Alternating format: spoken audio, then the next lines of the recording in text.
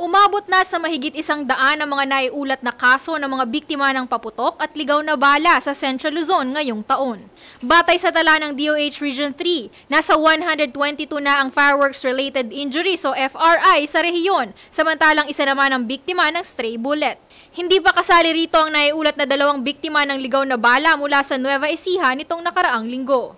Pinakamataas ang naitalang biktima ng paputok sa Bulacan na may 32 kaso. Sumunod ang Bataan na may 27 kaso, 22 kaso sa Pampanga, 18 sa Nueva Ecija, 16 sa Tarlac, 7 sa Aurora at 1 naman sa Zambales.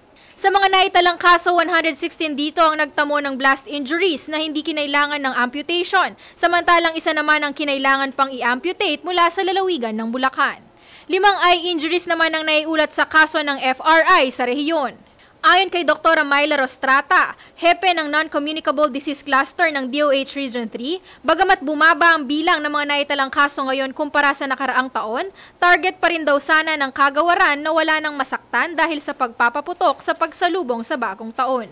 Kaya naman isinusulong ngayon ng DOH ang pag-amyenda sa Republic Act 7183 o ang batas na nangangasiwa sa pagbebenta, paggawa, distribusyon at paggamit ng mga paputok.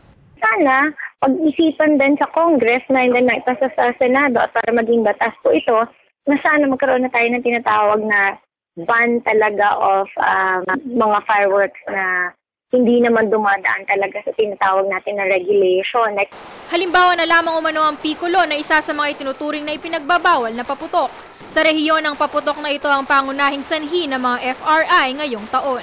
Kaya namin ito sinususog ngayon kasi year in and year out, no? Ang usually nadadala lang naman at hindi na nagpapaputok ay na-injured na the year before or the year prior, no, to the celebration of New Year. So ikaw, habang hindi ka nagkakaroon ng injury talaga, you will always try it kasi it is readily available. Maaari naman umanong magsagawa na lamang ang bawat lokal na pamahalaan ng mga community fireworks display. Ito po yung sinasabi natin na parang, kumbaga contain siya, na nasa isang lugar lang po, tapos yung mga community, yung mga miyembro po ng community ay nakatingin lang po at hindi sila mismo ang nagpapaputok. At ang mga nagpapaputok po ay yung mga red. Patuloy ang pangangalap ng datos ng DOH Region 3 kaugnay ng mga nasugatan sa paputok na matatapos sa January 5. Ako po si Sara Maniago, Alerto Alisto sa Pagbabalita.